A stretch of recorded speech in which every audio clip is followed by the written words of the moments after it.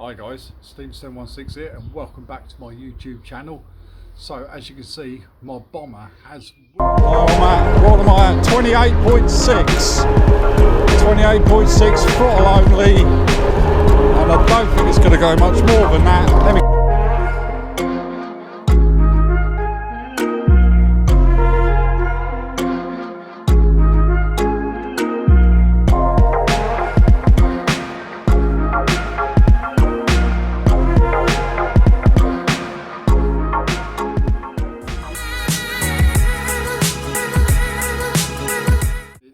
More looking like an enduro bike now. So as you can see, I've got wheels on obviously, and the forks and handlebars, and some of the wiring, well the brake levers are on, and the LCD display is on also, and this seat as well. If I move it away you can see it a bit better.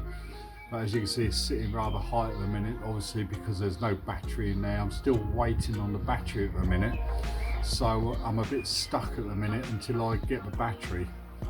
But the like I say, the rear wheel was a bit of a mission to get in. I had to spread the swing arm, and I needed to gain about 10 mil to get it in properly, with the torque arms and a couple of extra washers as well.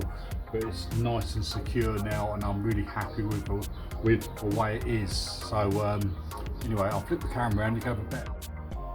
So yeah guys, I had a little bit of a nightmare getting this rear hub motor in this enduro frame. It was about 10 to 15 mil too narrow.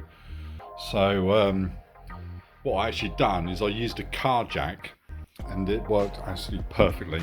So I obviously put the car jack in between the swing arm mounts, obviously with a rag on each side, and just slowly wound it open.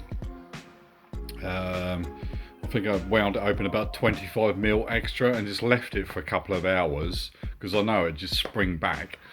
So I've done that a few times, and I eventually gained my 10 mil, which is all I needed.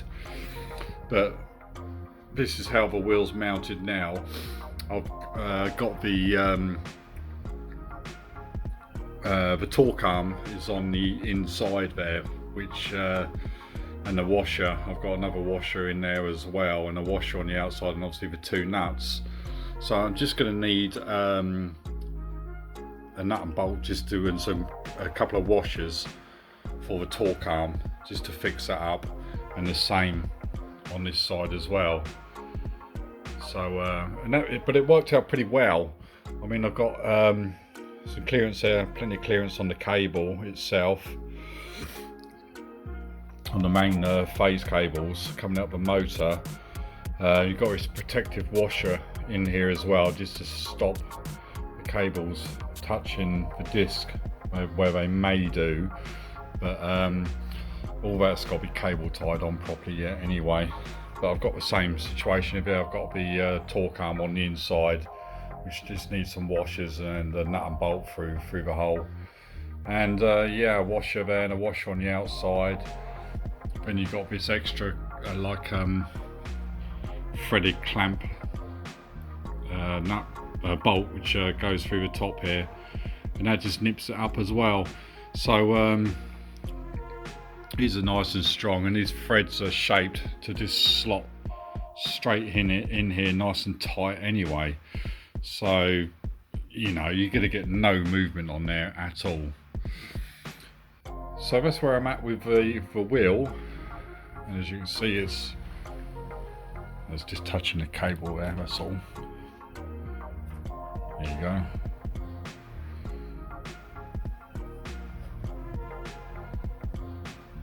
So that's running nice and smooth, no issues at all there. So yeah, the chain tensioner itself was it's just a basic, easy, just screw straight on, but it did need a washer in between the frame and itself. See if you can just see that washer in there. So just to make sure these wheels are nice in line with the gear wheel here, which they are now, without that washer they wouldn't have been quite in line, and I wanted to nip it up nice and tight, but there's still movement in there, which you need a bit of flexibility in that, so I didn't tighten it completely up. Yeah, I put a little bit of thread lock on that as well, just to make sure it doesn't move out at all. And yeah, yes, so that's the progress so far. As you see, it's looking pretty damn cool, I think, personally anyway. So I'm still waiting for the chain ring also as well. Yeah, so I've got a chain tensioner on, and a bit of fiddling around on the rear here, but I still need to put the brake calipers on, and you know, I've got to sort out a few more bits yet, but it's so far it's looking pretty damn cool. It really is. I'm liking the way it I'm liking the way it looks. A bit of red mixed in on it as well with the handlebars and the seat. And you've got your red bolts here which hold this plastic side panel on. A bit of red here as well. I think it's going to need some fenders on here eventually. But it's got the Electric Enduro emblem on the front there. I've got the Waker handlebars, and like I say, I've got the brake levers on. Still need to put the caliper also on the front as well, but the D&M front shocks are looking sweet, and the carbon spaces at the top there as well. I still need to file those spaces down as well, just to close this gap also. This seat post is quite long. I think it's probably about the correct height there, but it's still quite long, and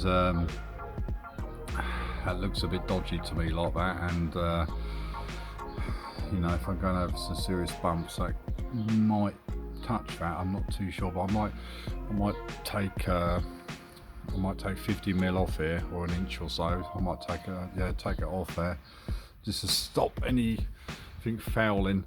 But yeah, so yeah, as soon as the battery, I'm just literally waiting for the battery and the chain ring now. So I mean, yeah, I could go and buy a chain ring, they don't cost much, but why should I have to when they should have sent me one? So I'm waiting for that, and I can't really do much. Well, I can't get it on the road until I get my bloody battery here. So once my battery's turned up, I'll be sorted. But yeah, it's looking cool. Yeah, I'm liking the look of it so far, but it's coming together slowly but surely, so I'm happy with that. That's where I'm at the minute with this Enduro stealth bomber clone build, whatever you want to call it. So I'm happy with the progress. I'm just not very happy with the supplier that I got it from, and I definitely won't be getting anything off them again, I know that. So I mean, the battery is, I've got no updates on that as of yet. It's with DHL, so hopefully it won't take too long. But it's already been a week now, and the tracking hasn't moved at all. It hasn't, and no updates whatsoever. So it's a bit annoying, because that's literally all I'm waiting for now. As soon as I get the battery, I can sort wiring out, which is pretty much a plug and play really. It's not a lot to sort out, and then I can get it out. But it does look nice. It's definitely a lot lighter than the other ones I've ridden. So it'd be interesting to see how this one performs. It really will. But anyway, guys, as soon as I receive a battery, I will update you guys, and we can get it out for a ride and just see how this Enduro bomber performs. And until the next time, keep safe.